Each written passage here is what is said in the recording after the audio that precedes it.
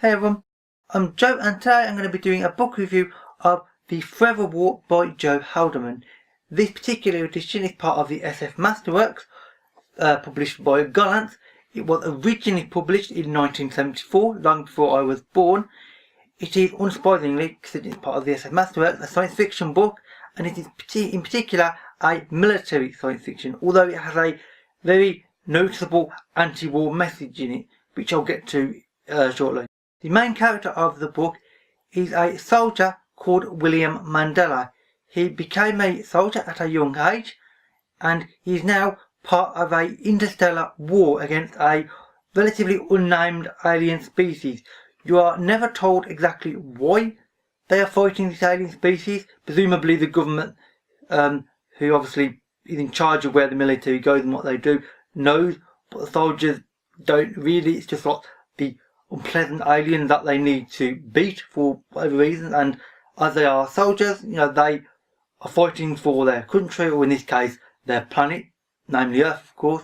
So they're going around on their spaceship, different planets, having battles and trying to beat this alien race, essentially. However, there is a flaw with this, and that is due to the spaceships that are flying the soldiers around from planet to planet to fight the aliens. They are flying very fast, unsurprisingly. I mean, space has massive distances involved.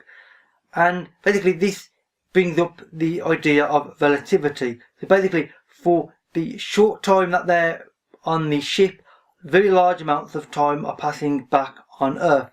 So everybody they know is getting much older than they are. This starts to create, quite quickly, and this obviously only increases, a massive gap between the soldiers and basically all the civilians, and indeed the rest of the population on Earth, because to them only a certain amount of years have passed, no more than a decade. To everybody on Earth, time's passing at 10 times that rate or more, and this is creating a massive divide, because their way of thinking is of course only slightly different from when they set out, especially being soldiers. They haven't had time to think and sort of develop their sort of view on society and the world in general, because they're too busy having to fight. Obviously back on Earth, society, and due to generations being born and dying, is advancing at a massively higher rate, and the world's changing basically without them being there, and they don't see this change, of course, because they don't know about it.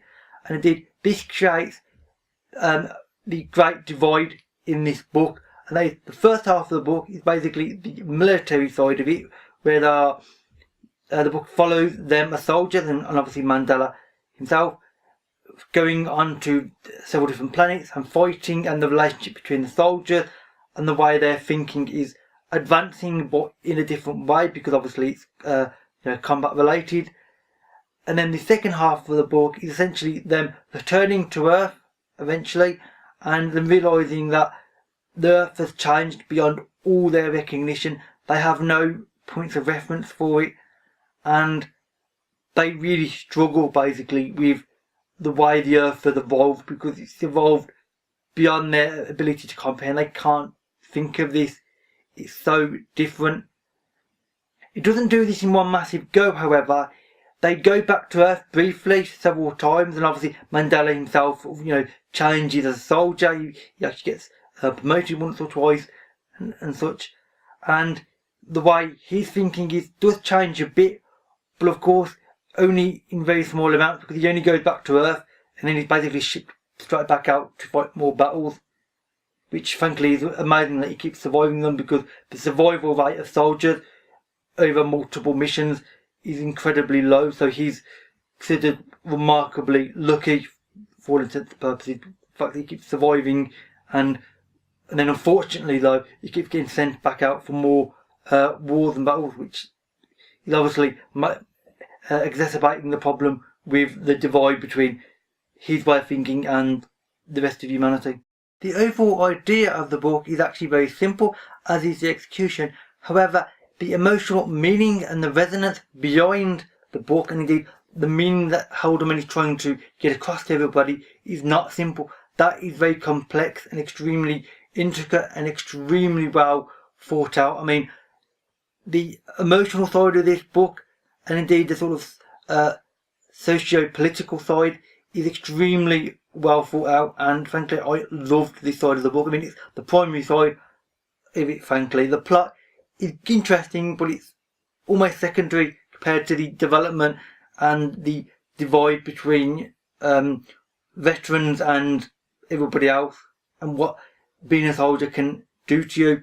Joe Haldeman himself was indeed a soldier. He actually was involved in the Vietnam War, and like an awful lot of soldiers, well, practically all soldiers that was involved in Vietnam, he was affected in a really profound way, because Vietnam was, well, it's Vietnam. I mean, it's got a reputation for having an extremely unpleasant effect on the veterans that survived it, due to how horrible and brutal Vietnam was at the war, which I obviously don't have any experience of, but that's always the impression that you get ever since it's happened.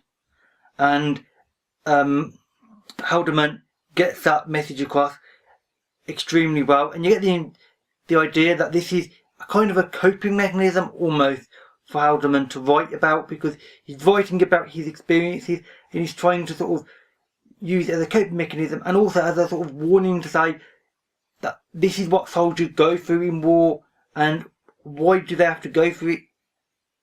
It's really interesting and frankly amazing.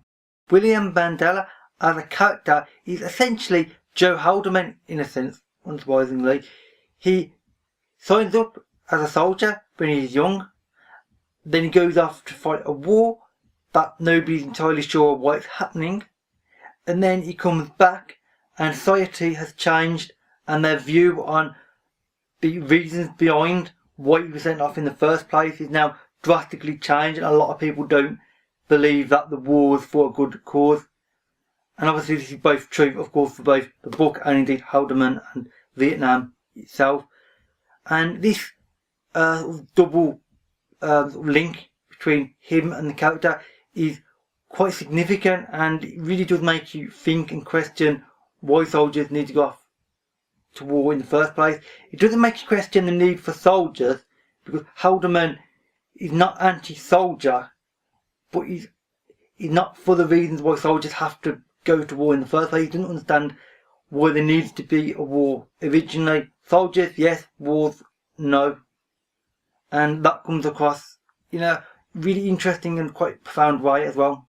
He's trying to talk about the futility of war, and that in war there is no winner. Yes, one side may officially win as such, but that's only the official side of things. Ultimately nobody wins, because obviously due to all the deaths and all the therefore the later effects that this has on the population of both countries involved, how can you win when there's just an enormous amount of deaths involved between two countries?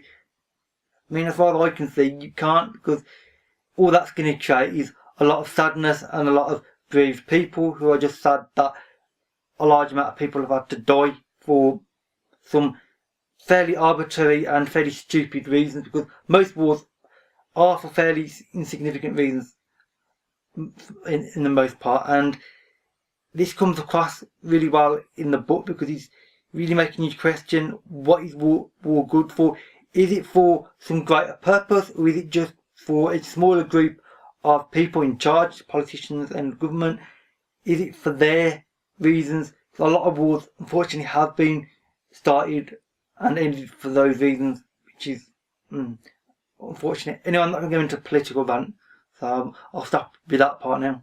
So overall, this is a really powerful and a really emotional book, with a really heartfelt and emotional resonance sitting behind it. Haldeman is trying to make a point about something that he truly believes in, and that point comes across extremely well. Frankly, I love this book. I would recommend it to basically everybody, whether you like science fiction or not, because frankly, the science fiction part of this book, that's only the setting of the book. The reason for the book existing, and indeed the meaning behind the book, is not science fiction. That's this war message or anti-war message, and that is far more powerful than your like or dislike of science fiction. Frankly, it's a remarkably incredible book because of that reason. I mean, I cannot praise this book enough. I love this book. I will definitely reread it over the years many times, I suspect, over the course of my life, because it has meaning that I almost certainly haven't got this time. I mean, I've only read this once, but I will not be reading it just once in my lifetime. It will be reread many times. And for that I'm grateful, because it makes you think a lot. Anyway, I'll leave it at that for now. So that's it for my review. If you've read this or would like to read it and would like to share your thoughts, then please leave a comment and we can have a discussion, or indeed comment on anybody else's comments. You know, we can start a discussion about the meanings and the thoughts that this creates. All my social media links can be found in the description box below, as they always are. Thank you for watching, and I'll see you another day. Bye for now.